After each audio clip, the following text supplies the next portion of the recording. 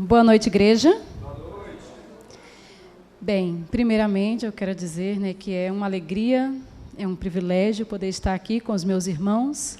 Me sinto assim muito feliz, grandemente privilegiada, por ter essa oportunidade, de ser uma mensageira do Senhor. Tenho também a dizer, para cada um de vocês que esse é um privilégio que não cabe só a mim, mas que Deus confiou a cada um de nós.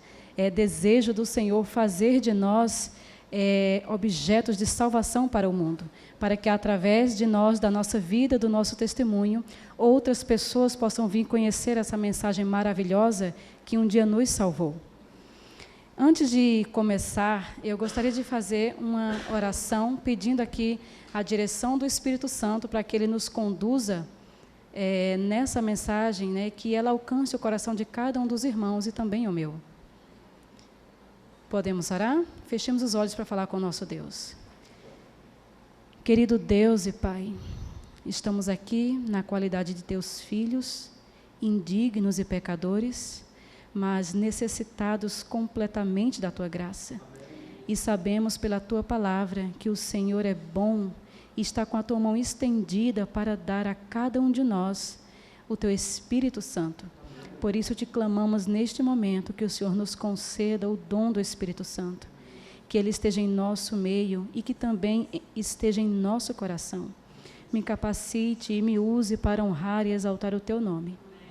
E que esta mensagem alcance o coração de cada um daqueles que estão aqui e nos prepare para encontrar com o nosso Salvador. Em nome de Jesus te pedimos agradecidos. Amém. Vida do Espírito. Amor incondicional, comunidade saudável, missão atrativa. Sala 57. Estamos em movimento.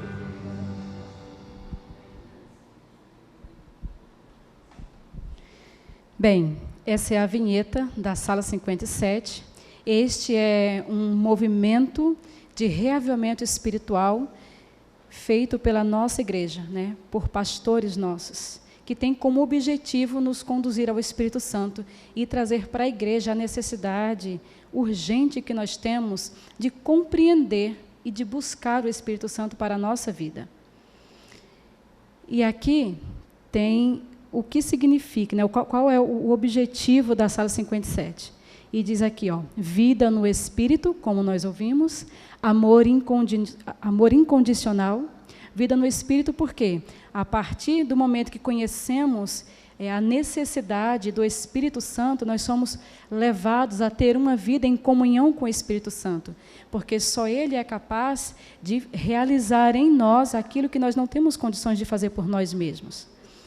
Amor incondicional também é este mesmo Espírito que nos traz a necessidade, a mente de viver em amor, porque Deus nos ama e deseja que nós transmitamos esse amor, que nós sejamos assim um espelho para o mundo, transmitindo esse amor para outras pessoas.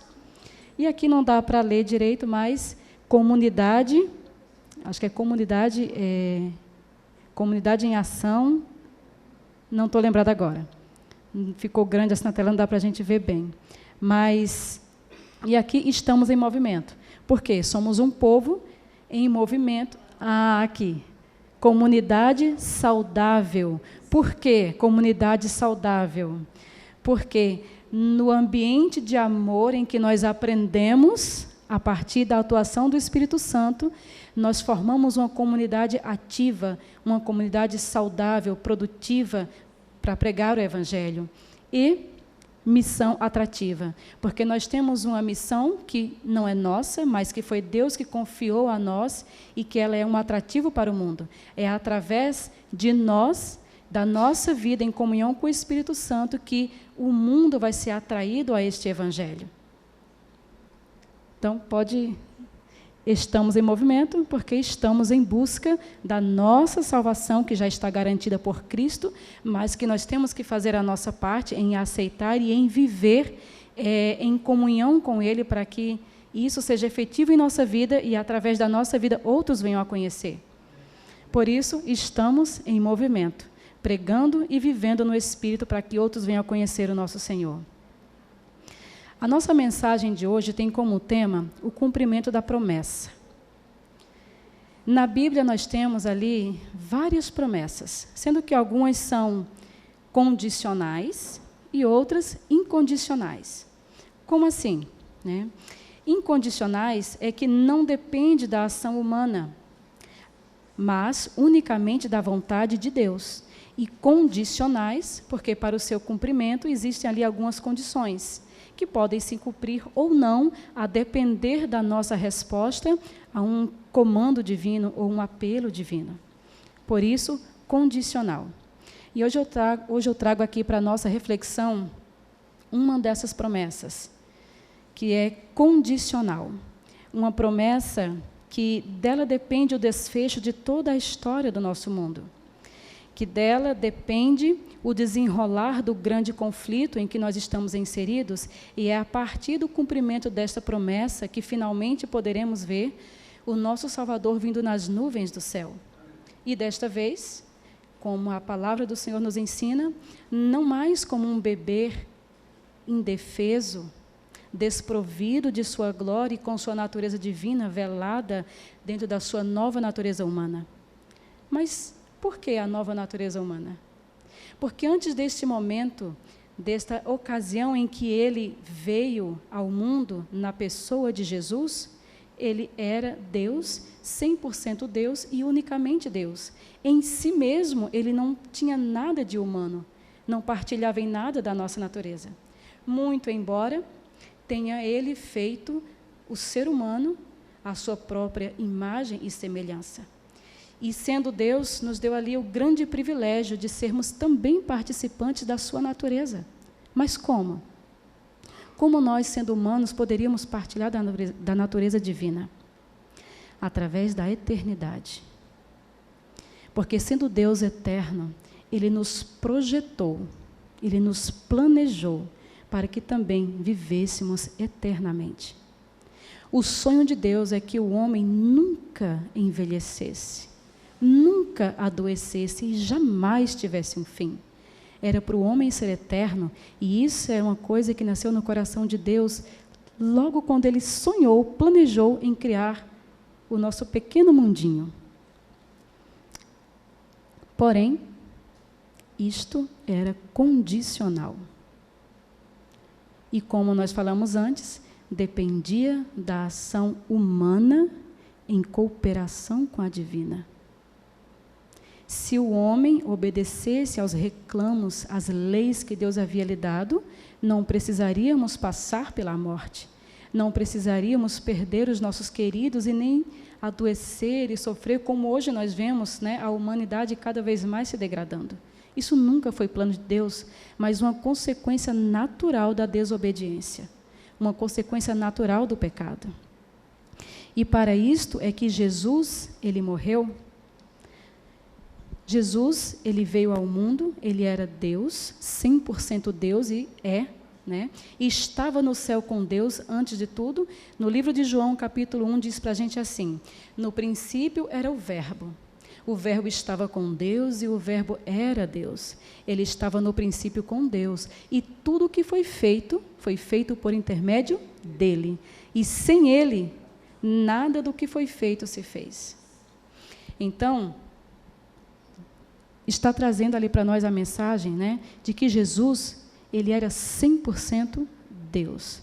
Vindo ao mundo, ele tomou sobre si a natureza humana. Agora, ele partilha também da minha natureza. Ele partilha também das minhas dores, conhece as minhas lutas, ele sente na sua pele tudo o que nós sentimos. Sentiu e venceu tudo por amor a nós. Foi por isso que Jesus morreu na cruz do Calvário. Primeiro, para vindicar o caráter de Deus, que foi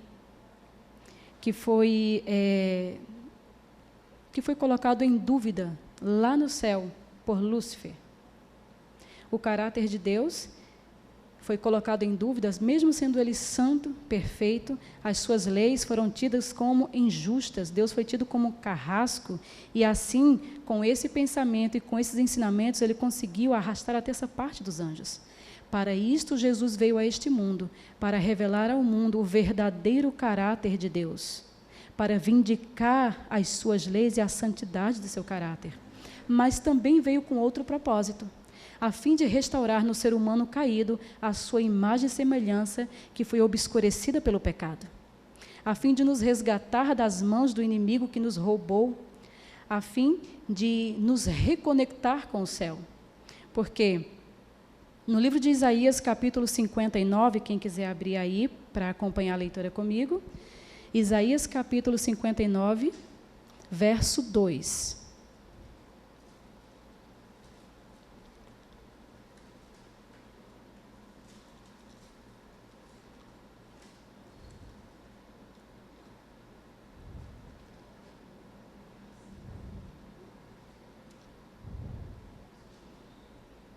Já está aqui, projetaram na tela. Diz assim para a gente: mas as vossas iniquidades fazem o quê? Separação. As vossas iniquidades fazem separação entre vós e o vosso Deus. Então, pelo pecado, pela queda do homem, nós fomos separados de Deus. E não foi Deus quem se separou de nós. Em nenhum momento Deus desejou estar longe dos seus filhos, do contrário, por isso Ele enviou Jesus. E o seu nome, Emanuel, quer dizer Deus conosco, porque Deus tinha o desejo de estar entre nós, de estar com os seus filhos. Mas o pecado fez esta separação, causando ali um grande abismo entre o céu e a terra. Não tínhamos mais condições para estar na presença de Deus, que é santo, imaculado, e agora a gente, portador desse mal, dessa doença, dessa miséria que se chama pecado, não tínhamos mais condições de estar na presença de Deus. Então, imagino que até por misericórdia do Senhor aconteceu essa separação. Porque se um pecador entrar na presença de Deus como está em seus pecados, certamente seria fulminado pela pureza e santidade do Senhor. Mas Jesus, em sua bondade e misericórdia, colocou-se entre nós e o céu. Através da sua morte, de seu sacrifício, de sua vida exemplar aqui, tudo o que ele fez, Jesus ele se como ponte entre nós e o céu. E cobriu esse abismo. Ele próprio se colocou neste abismo, para que eu e você tivéssemos a oportunidade de, mais uma vez, termos acesso àquilo que Deus sonhou para nós, que era estarmos conectados diretamente com o céu. Lá no livro de João, capítulo 14, verso 16, abram aí. João, capítulo 14, verso 16.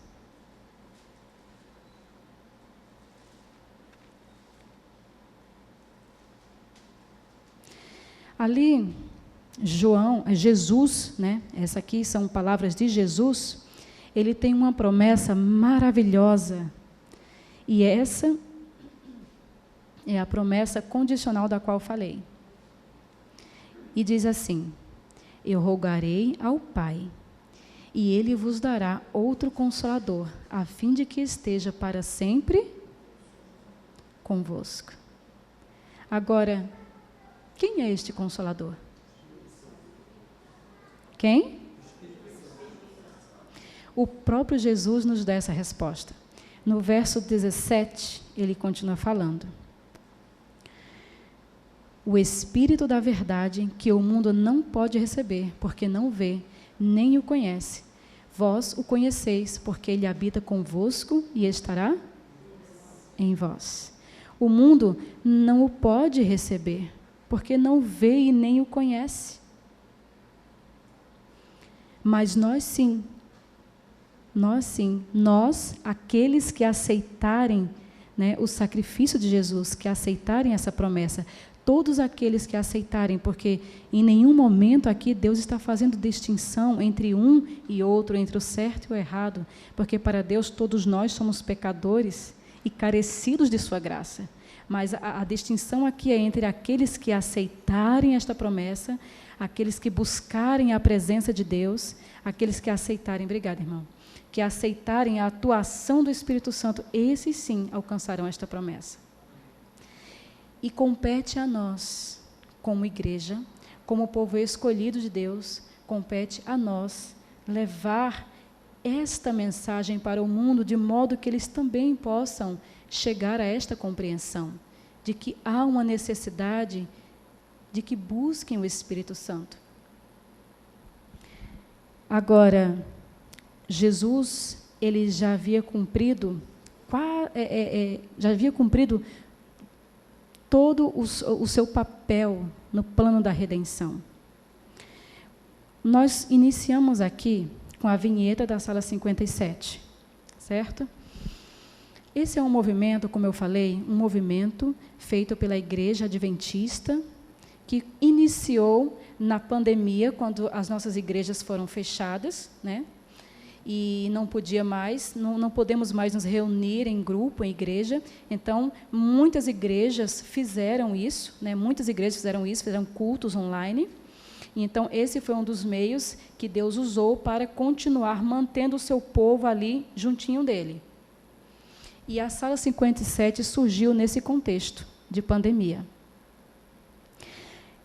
Quem começou a assistir, né, a receber os links e assistir, foi o meu esposo. E eu vi ali, ele sempre vendo, e, bem, me deu curiosidade, né? Comecei a assistir também.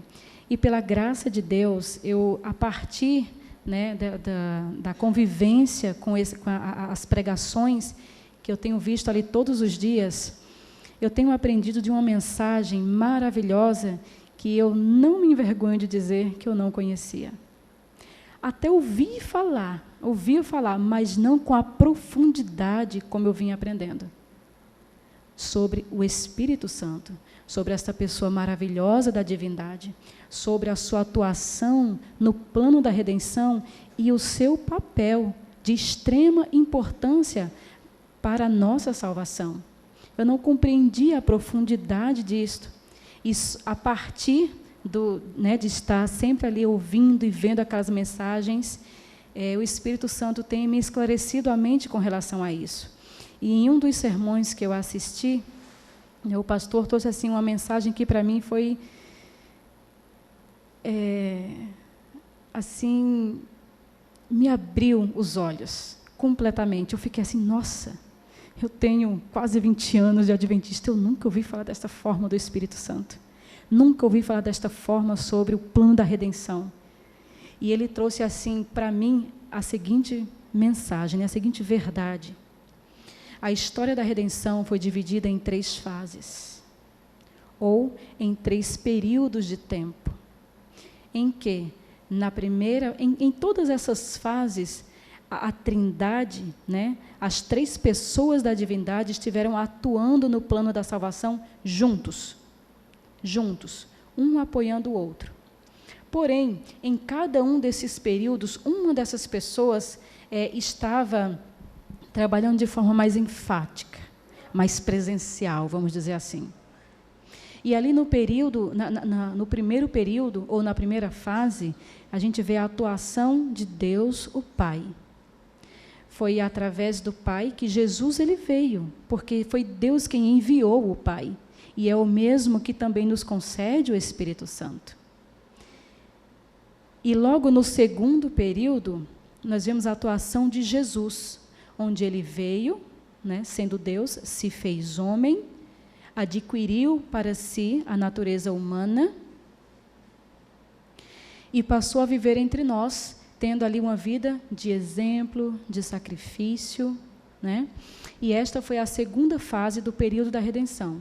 Se a gente parar para analisar, e isto o pastor, né, que pregou, o pastor Wagner, falou isso, são palavras dele, né? Lá no Antigo Testamento, os profetas antigos, os patriarcas, eles não têm em nenhum momento mencionando que tinha que se orar em nome de Jesus.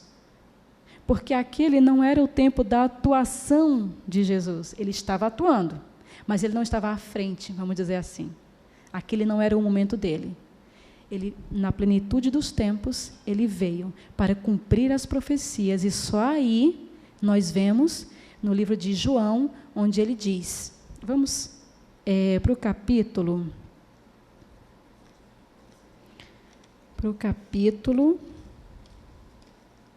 14, onde diz assim, 14, verso 13.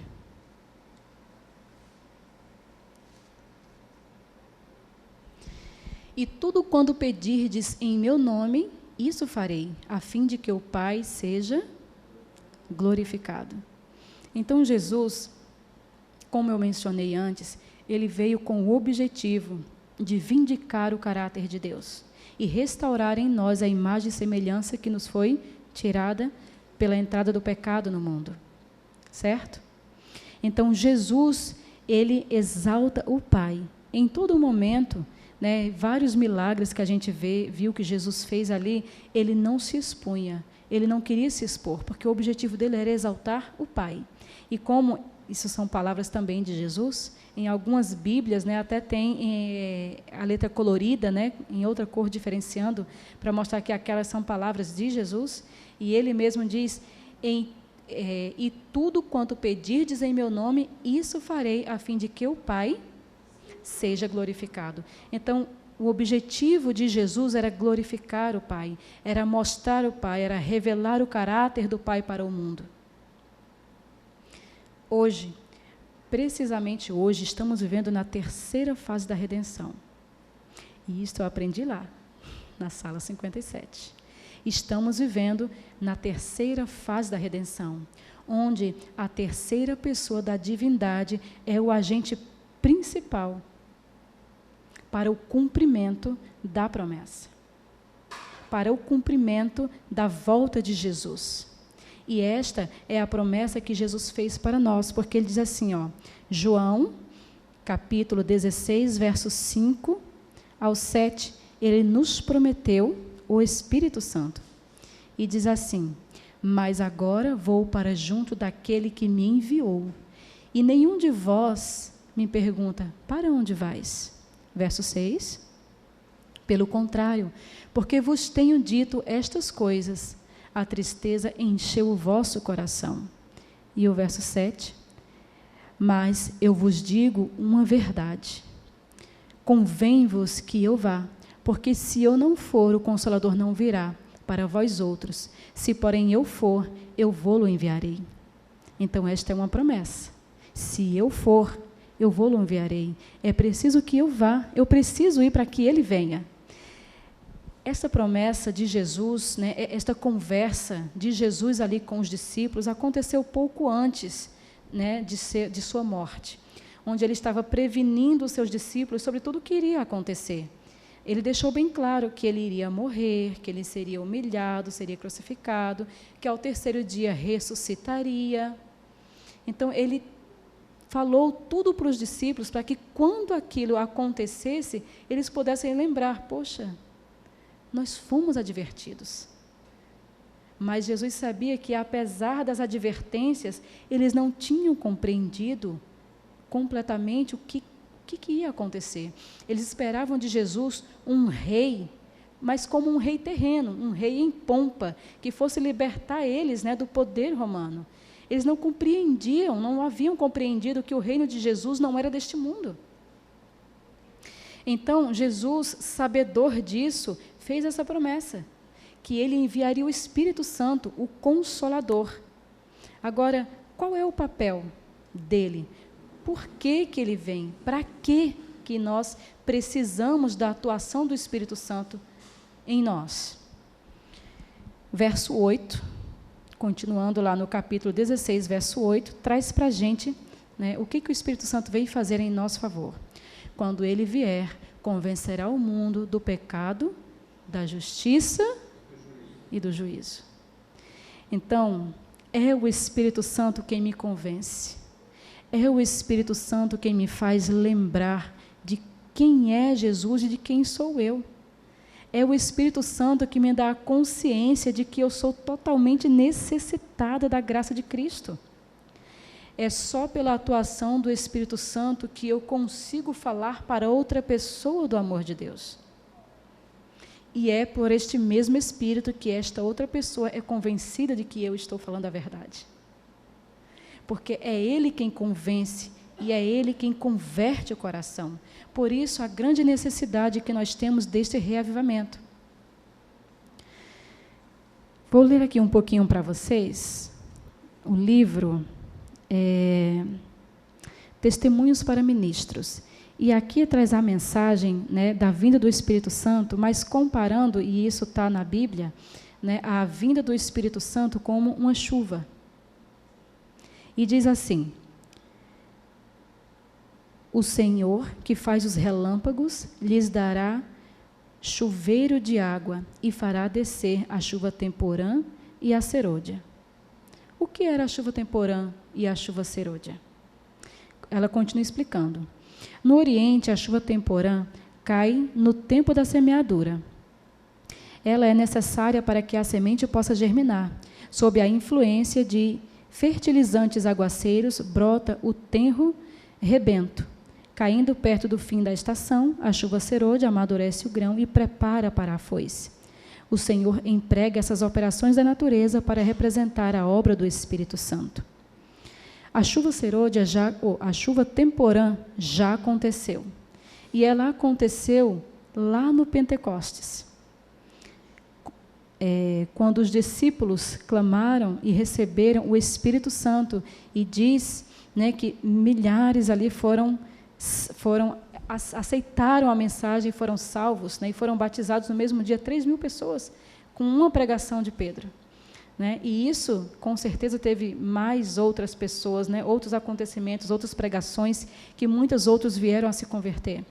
Porque eles receberam o batismo do Espírito Santo, a chuva temporã. Então, a partir daquele momento, o Espírito Santo ele estava já cumprindo, né, o seu papel, porque Jesus já tinha ido e já tinha começado a terceira fase da redenção, onde o Espírito Santo estava atuando. Então, desde esse momento, o Espírito Santo vem atuando no meio de nós, para que a mensagem seja pregada, para que pessoas sejam convertidas, para que corações sejam convertidos, né? Então, se Ellen White fala assim, se a chuva temporã não fizer em nós esta obra, nós não receberemos a serôdia. Para que a chuva serôdia venha, ou seja, para que nós recebamos a porção do Espírito Santo que está prometido para o nosso tempo, é necessário que eu receba primeiro a temporã. É necessário que eu esteja buscando diariamente a comunhão com o Espírito Santo. É necessário que eu esteja andando com Ele diariamente. E ela diz assim, que não foi em vão que os discípulos receberam o Espírito Santo. Ela diz, foi pela confissão e pelo abandono de pecado, por meio de fervorosa oração, da entrega pessoal a Deus, que os discípulos se prepararam para o derramamento do Espírito Santo no dia do Pentecostes. A menos que nós nos voltemos para Deus, assim como os discípulos, em contrição, reconhecendo as nossas falhas, reconhecendo as nossas fraquezas diante do Senhor e clamando e orando e buscando e jejuando fervorosamente por este poder do Espírito Santo, não receberemos. Não receberemos.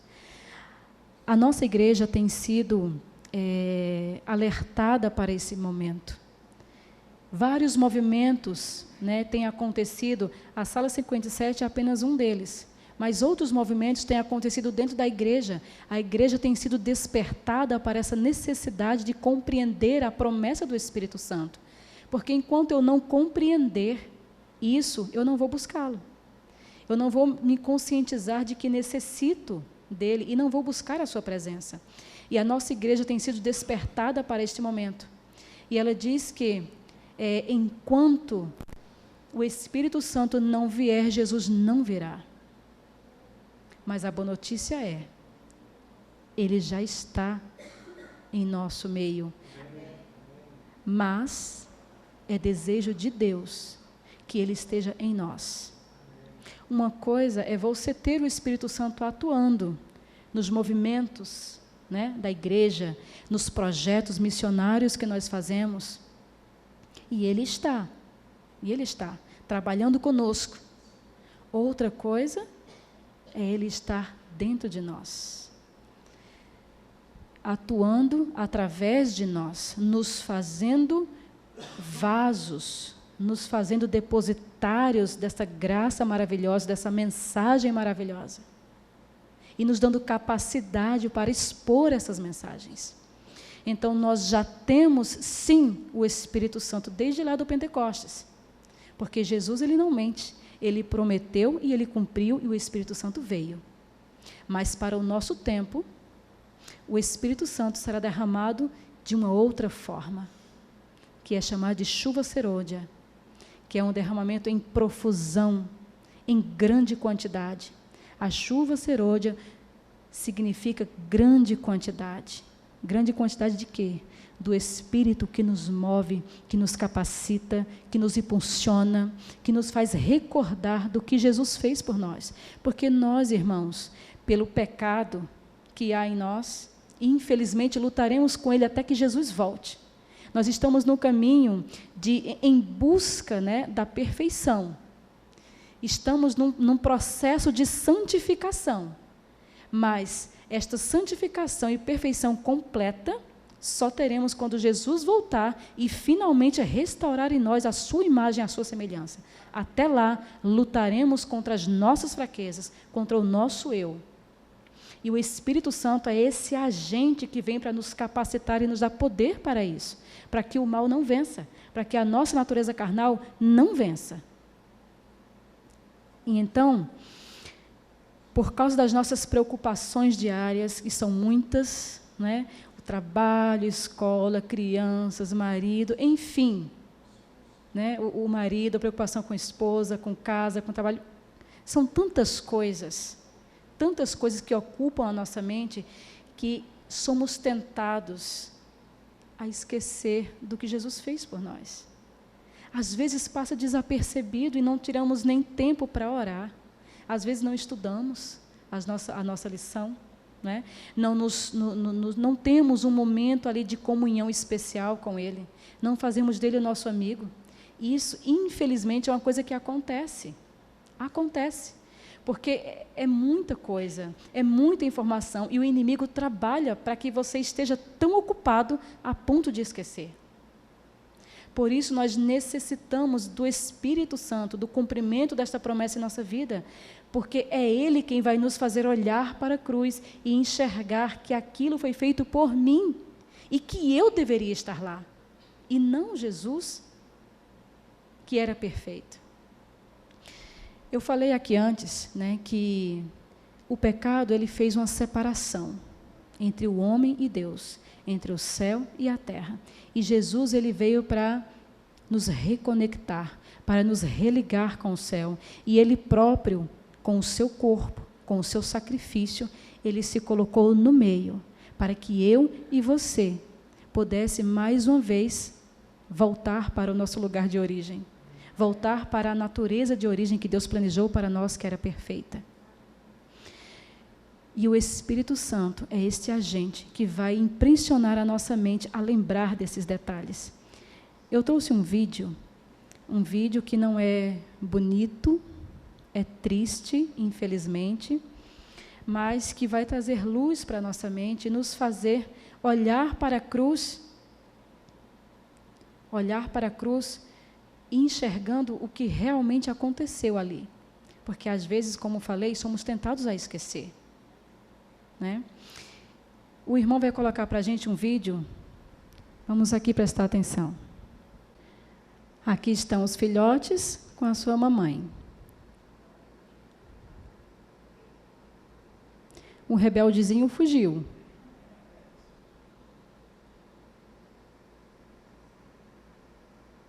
E olha quem vem lá. A mamãe. Por quê? Olha lá no fundo. E aí ela se coloca no meio deles dois e vê que ela fica paradinha. Ela poderia nem ter entrado lá. ou fugido, né? Mas ela se colocou no meio. Ela viu que o seu filho estava em risco de morte. Então ela sai correndo e se coloca no meio para que ela seja pega e morta no lugar do seu filho. É apenas um animal irracional. É apenas um animal irracional. Mas a natureza é um livro aberto e nos declara o amor de Deus. Todos os seres criados revelam o amor de Deus. E a partir dessa cena que é triste, nós podemos ver ali o amor de Deus por nós. Foi exatamente isso que Jesus fez. Estávamos entregues à morte, e à morte eterna. No livro de Romanos traz para a gente a seguinte mensagem: o salário do pecado é a morte. Mas tem aí uma intervenção divina. E como é que diz? Mas o dom gratuito de Deus em Cristo Jesus. Muitas vezes perdemos a sensibilidade do que foi a cruz, do impacto que ela causa na nossa vida, e que aquilo foi por nós, por cada um de nós, e que nós deveríamos estar lá. Somos muitas vezes levados a esquecer, e é o Espírito Santo que nos traz à mente essas imagens, e a própria natureza está gritando e nos mostrando o amor de Deus por nós. Eu desejo no meu coração que este Espírito Santo, que aos pouquinhos eu estou aprendendo a conhecer, que os irmãos também deem a oportunidade para que ele entre na vida de vocês. É um desejo do meu coração que o Senhor Deus revele a cada um de nós, através do Espírito Santo, quão grande amor tem Ele por nós, e que sejamos verdadeiramente convencidos e convertidos, para que através de nós o mundo venha também e conheça esse Salvador e tenha a oportunidade de voltar para o nosso lar de origem, porque estamos aqui de passagem.